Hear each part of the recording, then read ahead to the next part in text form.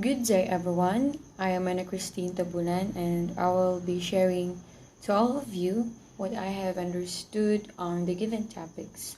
Okay, the first one is the school culture. So, as what I have understood and read on the previous discussions and learning materials, school culture is where the history, policies, people, and the principles influence the way things that should be done in a school. So it includes there the values, the costumes, the relationships, beliefs that help in shaping and to influence how the school should function and celebrate the diversity. And of course, it's not just focusing there because it also talks about the emotional and physical safety, orderliness, and success of the teachers, students, and all the people in the school. So why school culture matters? This is according to Derek Meader. Derek Meader. According to him, when one has a positive mindset about the school culture, then there is likely to be a higher percentage of the students going to school to learn and to be taught how to do these things. And teachers are motivated to, of course, help teach and educate the young learners. But if one has a negative mindset about the school culture, then nobody wants to go to school. Nobody wants to go there to teach, to facilitate, or to teach. And if everyone has a positive mindset about a school, then that community, that environment is healthy and is really functioning well. In short, everyone can benefit in that community, in the school itself, if everyone has a positive mindset like that. So there are ways to improve school culture.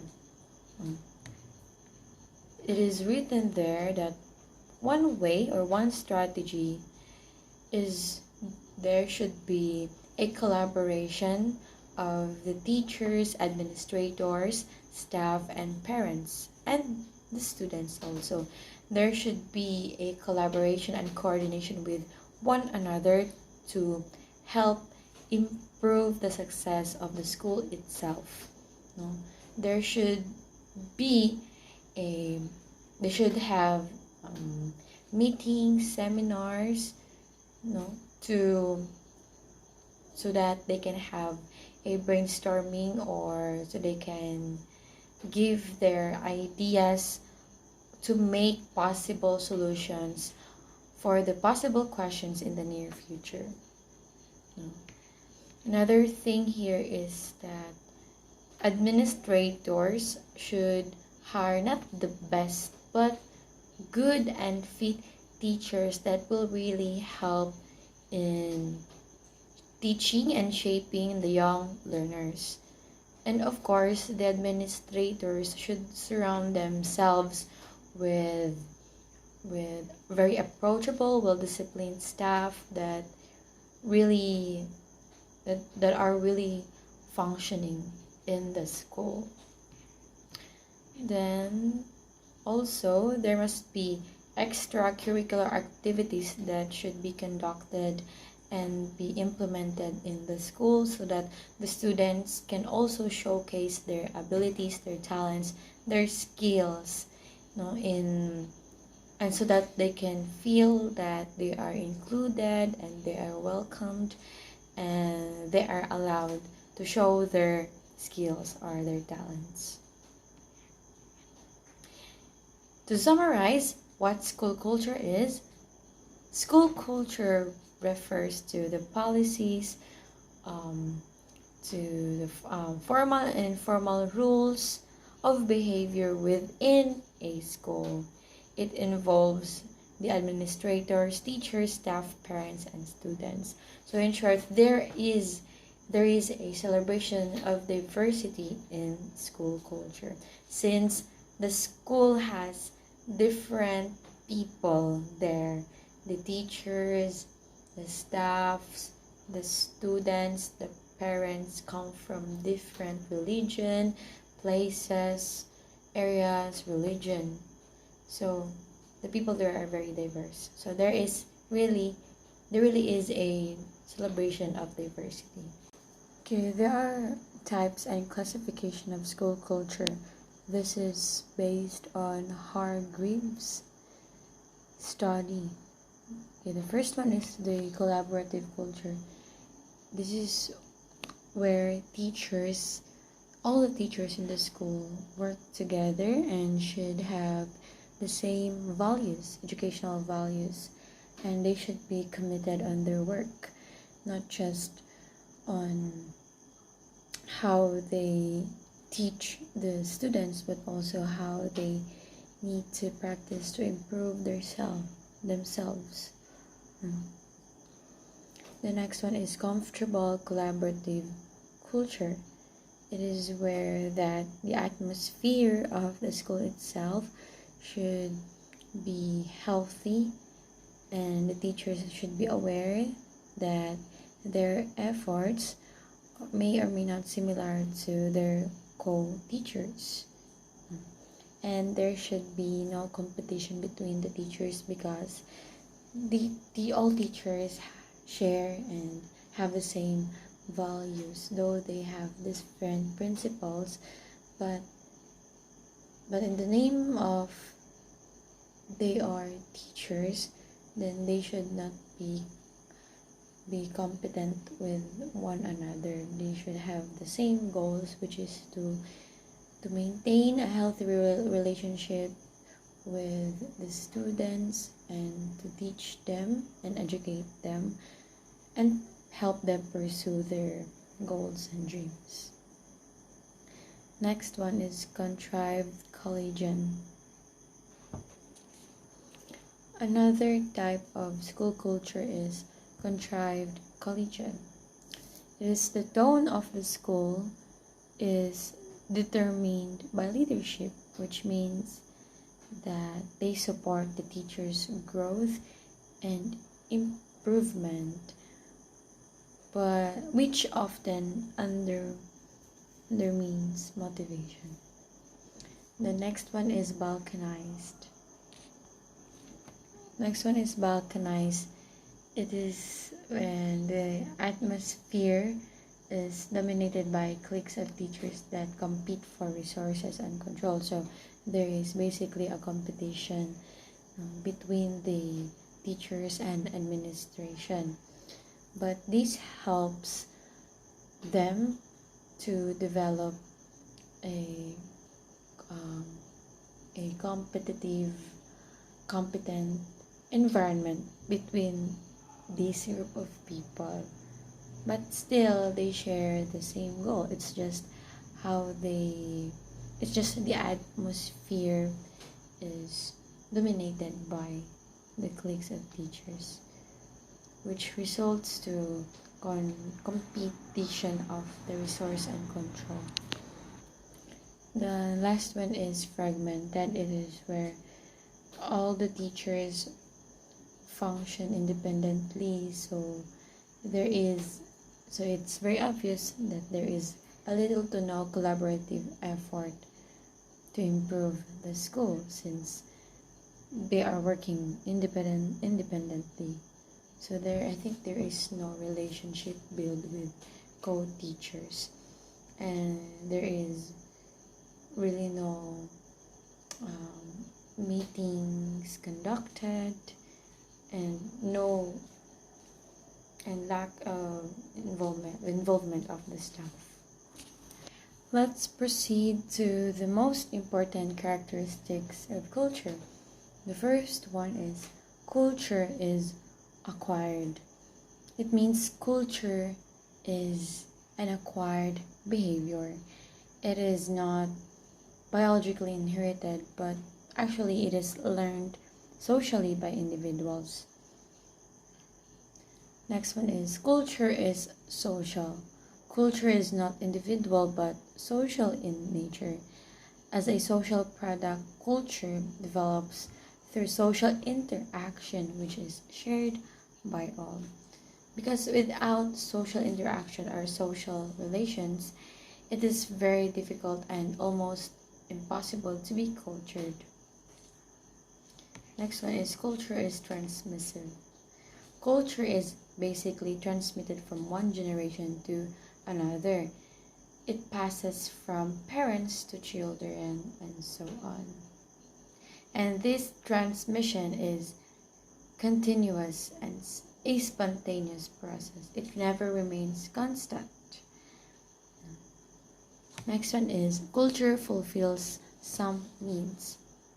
Culture fulfills many social, psychological, moral, etc. needs of individuals. Culture is actually created and maintained because of different needs. It fulfills needs of both society as well as individuals. Culture is shared.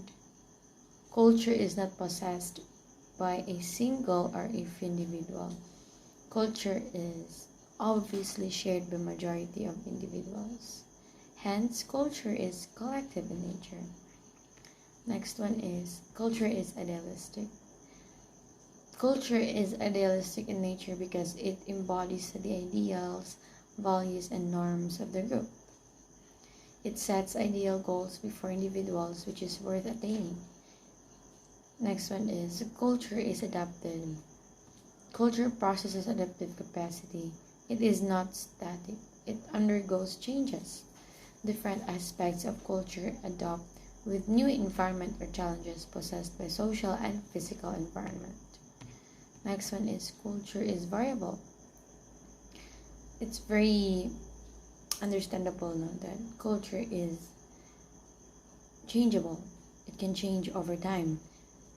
Because it varies and changes from society to society, and every society has its own culture. Next one is culture is organized. Culture has an order or system. As what Tyler says, culture is a complex whole. It means different parts of culture are well organized into a cohesive whole. Next one is culture is communicative. It's very obvious that man makes and uses symbol. He also possesses capacity of symbolic communication, and culture is based on symbol and it communicates through symbols. Next one is language is the chief vehicle of culture. Since culture is transmitted from one generation to the next, means that it never remains static. Hence, this transmission became possible through language, and culture is learned through language. Okay, let's proceed to the functions of culture. First one, transfer of knowledge. So, as you all know, culture is transmissive in nature, means that through culture, it helps in transmitting costumes, rituals, and the knowledge behind everything it bears. Transfer of knowledge is possible because of culture. When a young generation conceives or receives or knows cultural practices from the preceding generation, the young generation may ask about what is the purpose of that tradition, what is culture. Okay, so they are being disseminated, they're being taught what the meaning of those practices. So there is actually knowledge in that process, disseminating knowledge from one generation to another generation. The next one is define situation. A culture plays role in defining a situation, and we human beings face different scenarios in a day, and culture define those scenarios and situation by giving knowledge about it, teaching how to behave and act in that situation, by telling what the situation means to the society, by giving him a comparative view of situation, and by bringing forth how others ask during such situation. Another one is provide behavior pattern. Behavior is manner and action and reaction by human beings in society. Since culture is learned, no, and demonstrated behavior, which sets the pattern of human conduct. Through culture, we are being taught how to act in our society. We are being told that we should do this because that is immoral or that is wrong. So there is standard or there are standards in culture that is set for us to follow, for us to understand and to act, because that is according to the culture that we believe in. Okay, so the culture teaches us how to behave for a particular situation. And the last one, molds personality. Culture molds personality. Why? It's very evident, no, that culture really molds one's personality. It's because when one learns his or her culture, then that culture, since a lot of things are behind culture, there is the customs, the beliefs, the practices, norms, no? And that person holds on that practices. So it means that what he or she believes in will actually reflect his actions, his or her actions to other people, and it is already embedded on him, on her. And since that culture is already part of him or her, then he or she will likely to show or treat other people in his or her own personality that is being molded or through the culture. Let's proceed to the elements of culture. So there are actually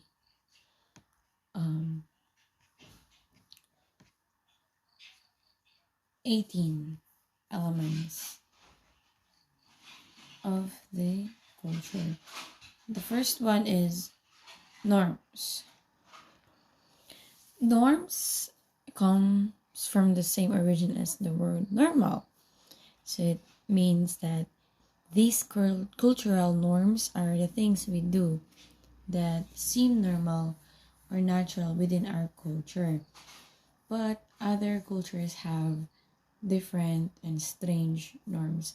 We may feel like it is bizarre to us when we travel to another area and have observed their culture there, but for them, those norms are normal.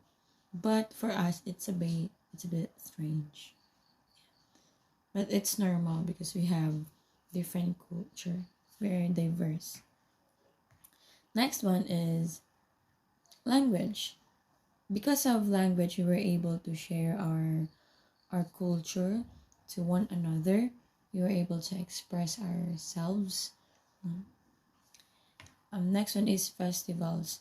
Through festivals, culturals are being celebrated and are given attention. It helps to unite the people believing in the same culture in the community.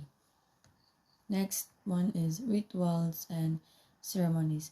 These are similar to festival, but cultural rituals and ceremonies are more solemn. Next one is holidays.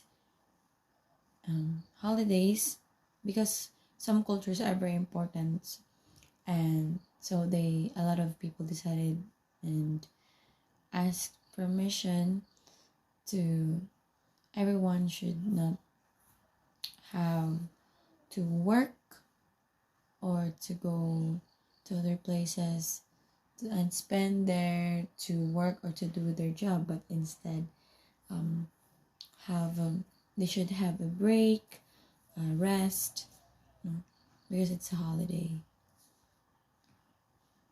Next is pastimes. All cultures have their own unique pastimes. A lot of cultures involve sports wherein they can freely enjoy themselves through playing sports. Another is food. A lot of cultures have different foods, and these are very delicious, right? For example, in Italy, their popular food, the traditional food there is pizza. Next one is architecture. When traveling the world, you can see different architectural influences in different countries. You can see how culture shapes architectural choices. For example, in Singapore, you can see the statue there, Merlion, and that statue symbolizes their country and their culture. Next one is religions. So though we have different religions, a lot of culture practices different religions that are being given care or that are being passed from the from the older generation up to the present generation. Next one is the values. Many cultures believe in different values, hold on that values or principles. For example, in America, when you turn 18, you should have an you should be independent from your parents. You should have work already, rent your own house, and the people there are already liberated. Next one is taboos. These are the things that are considered shocking or shameful within a culture. No, for example, is in Morocco when men are wearing shorts there. The Westerners may find it normal, but actually in Morocco, men wearing shorts there are seen as too informal, especially among older generation. Next one is sports. Through sports, people come together and unite as a culture. They also help to support one another. Next one is the clothing and outfits. The clothes we wear might seem normal within our culture, but strange or even dress ups in another culture. Next one is music. So through music, it helps to bring and unite the people. And in culture, there are actually different or various genre of music that are being passed from one generation to another generation, and it's very evident because of the instruments that are used, and the people who are going to sing our dance with the music.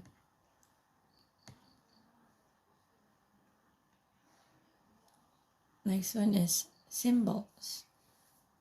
Traditional symbols of cultural groups include the flag of a culture as well as elements like national birds or flowers. Next one is dance. Cultures also develop their own dance preferences. Let's proceed to the relationship of culture and society. Ibig sabihin, yung culture, nandito yung beliefs, yung paniniwala ng isang tao, paano siya dapat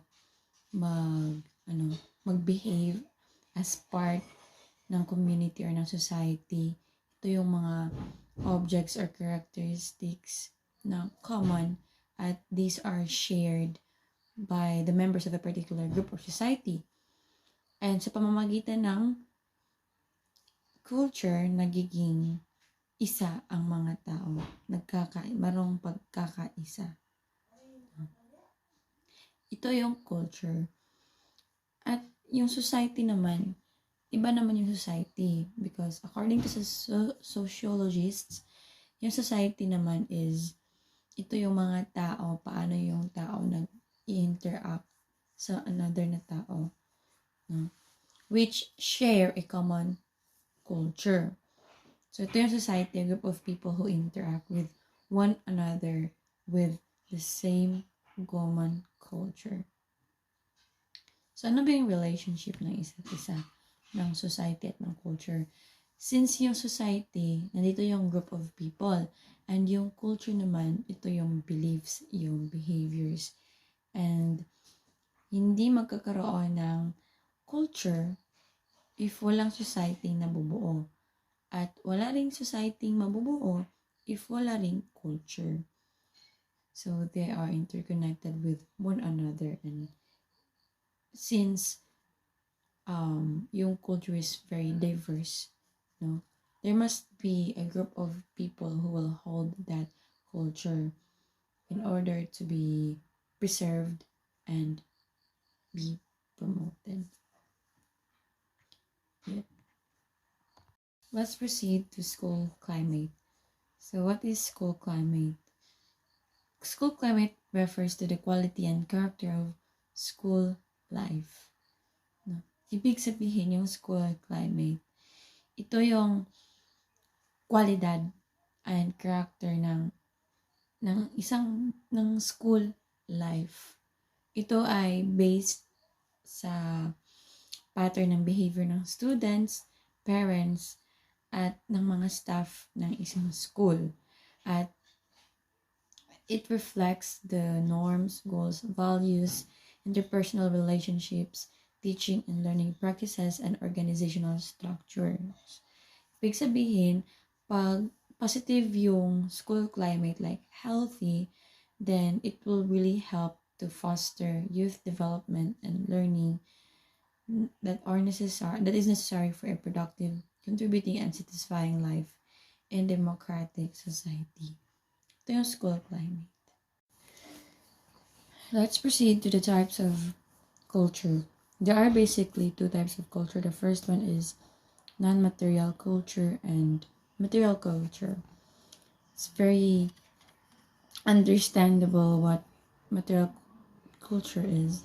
Material culture is all about the technologies, the objects, the things, no, na makikita natin. At yung non-material culture naman, ito yung norms, practices, beliefs that are passed from one generation to another generation. Let's proceed to the strengths and weaknesses of a Filipino character. As what I have searched on the internet, marami talagang characteristics, no, ang isang Pinoy based on his or her culture. Ang isang strength na na-search ko is yung pagmamano. Mano po. No. Talagang makikita ko na yung mga Filipinos, especially yung young ones, katulad ng mga pamangkin ko, talagang tinuturuan ko sila kung paano nagmamano sa elders. And nakikita ko yon kasi sa amin, in our family rin, extended family, the young ones talagang nagmamano sa elders. Sa akin, nagmamano sila kasi I am already old. I am their tita, and I am older. So, ang meaning ng pagmamano is respecting your elders or those who are older than you. And yung pagsasabi rin ng po at opo, pag nagsasalita ako sa wikang Filipino, nagpo-po at opo ako, especially sa teachers. Good morning po. And yun. And yung weaknesses naman, marami. Isa na doon is yung crab mentality. Humihilap pababa para lang makuha yung gusto, para lang mag-gain. And that's very a toxic trait of a Filipino. And another is yung pagsasabi ng mamaya na. It's very common to all Filipinos, right? Saying, mamaya na, then hindi naman pala gagawin. And I think it's self-explanatory, no? And paano ba siya malalesen yung ganong trait or talagang matuloy ng mabura? Of course, self-discipline, that is very important. That is the first thing, no, to do. Self-discipline. This is didisiplinahin ang sarili kung paano mag-manage ng time, no? And yung isa naman is yung Filipino time, 8 a.m. yung sinabi pero darating ka 10 a.m. And I think that is also a toxic trait, no? Especially if you have meetings. You have someone to meet with, or you have someone to meet rather. And of course, madidisturb na yung tao kasi ni-waste mo na yung time niya. Kasi sabi mo 8 a.m. ka darating, pero 10 a.m. wala ka pa. And yeah, as what I have said earlier, self-discipline talaga ang key upang matuluyan ng mawala itong toxic Filipino traits. What happens when we create a positive culture? Ano ba mangyayari ng isang society? For me, as what I have understood from the previous discussions, pag ang isang society ay nagkakaroon ng positive culture or mindset of culture, then of course, the unity and the unity will actually magre-rise up siya na mag-i-increase siya. Kasi nga, positive yung mindset ng mga tao ay nakakaroon ng positive culture. Lahat ay nagbibigay pugay, lahat ay nagbibigay ng value at nagsiselebrate at nagtutulong-tulong sa isa't isa upang magkakaroon ng masagana at healthy na culture. Kasi nga, yung culture is nag-help siya ng pag-shape ng isang society. And if na-shape yung isang society, of course, magkakaroon din ng happiness, ng coordination, and unity.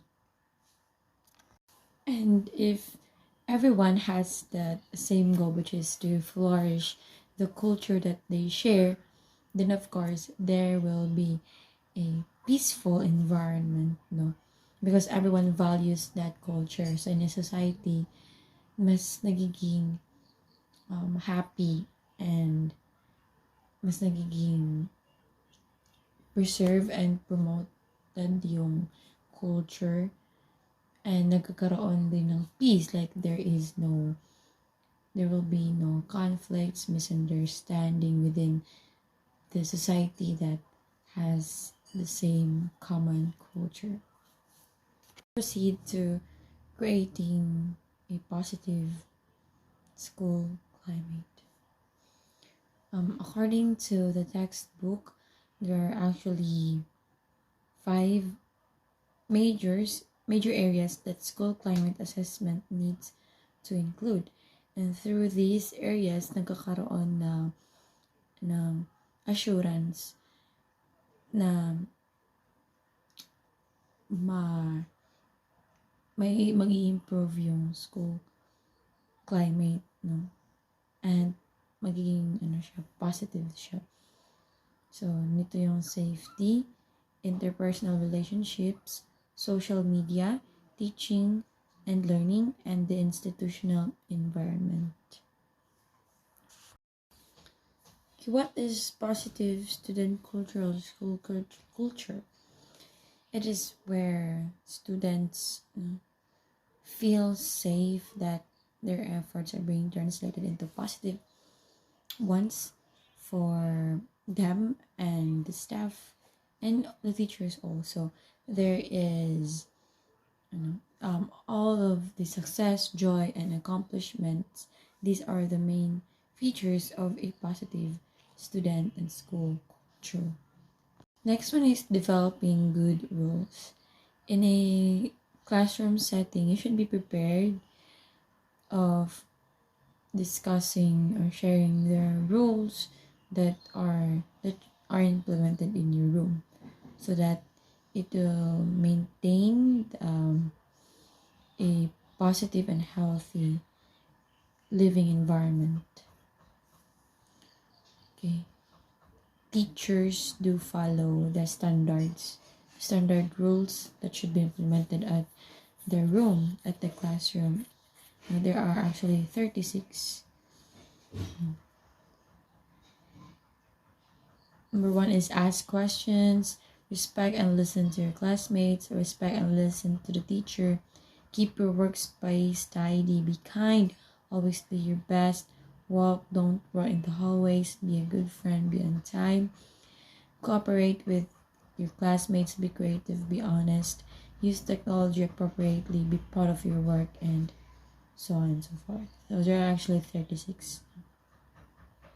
And these rules will help the students to act accordingly, to behave, so that the positive climate, the healthy environment in the room will maintain and will improve, and as well as so the teacher can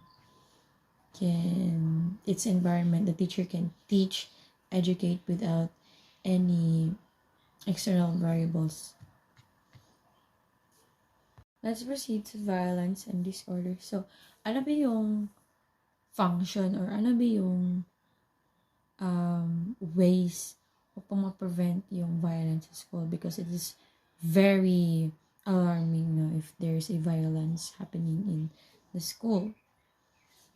And if nagkakaroon ng school violence, talagang malaking negative impact yun sa students, their performance, and their academic well-being, of course. And ito yung violence kasi, it's, one factor why yung students takot magpunta sa school, or yung teachers nagiging intimidate sila if the actions done by a perpetrator is being tolerated. And there must be an action for that, like yung school sana ay mag-create ng rules, no? And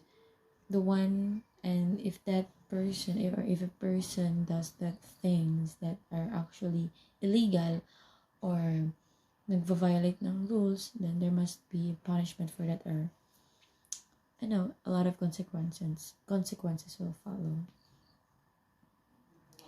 So what should be done to prevent or to lessen the violence in school? The first one here is help educators and others improve strategies to prevent and reduce school violence. direct researchers' next steps to improve our understanding of the causes and consequences of school violence. This is according to empirical studies. The causes and consequences of school violence. They should not be tolerated, no. And if someone is doing it, nag-video ko, mama! Let's proceed to keeping school a safe haven.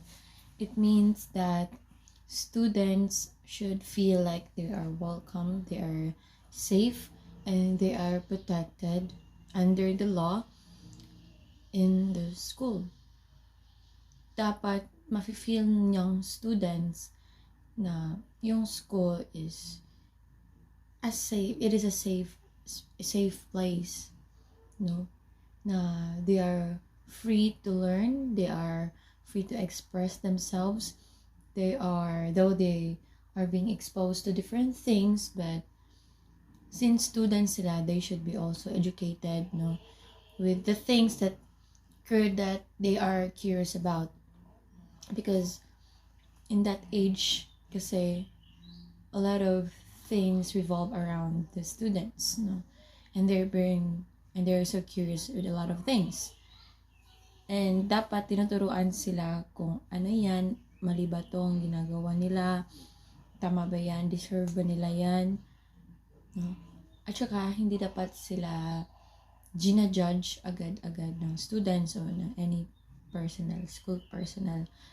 And hindi kasi lahat ng students ay mayroong happy family, hindi galing sa wealthy family. So in the school, they must feel like they are equal beings. They are all students and they should be treated equally by all the staffs, by other students.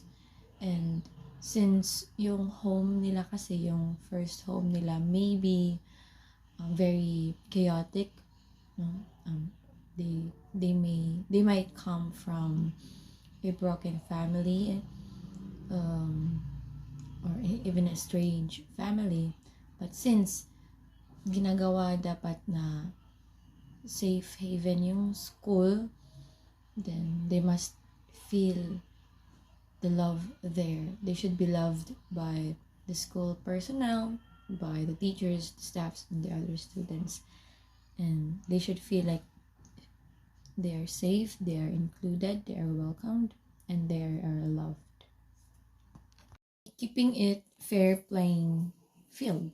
So I searched this phrase on the internet, and I have read there that it means that there must be a fair treatment of everyone despite the level of ranking, no? Especially yung students must respect one another, and also yung teachers then. And the teachers must treat everyone equally, fairly, yung students. So they won't feel like mas binibigyan ng attention yung isang student.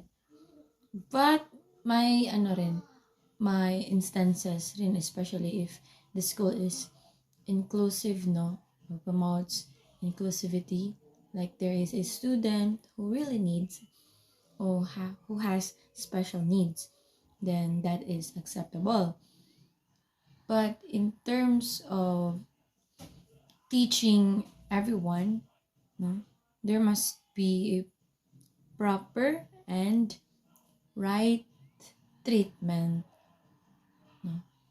Like, hindi dapat sumusobra at hindi rin kukulang.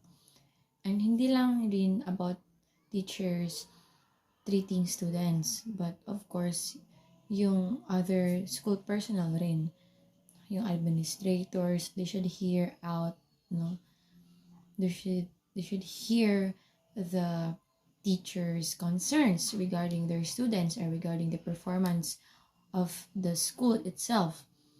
At dapat yung sinasabi nila na hindi dapat sila bias, no? They should hear everyone's or the other's side, perspectives or perceptions, so that magiging prosper yung school mismo. There is an health there. It is healthy. It is promoting healthy environment for the students and for the school personnel also. And I guess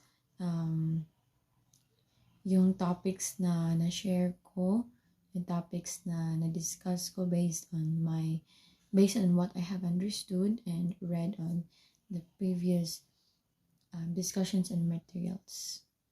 And thank you for listening.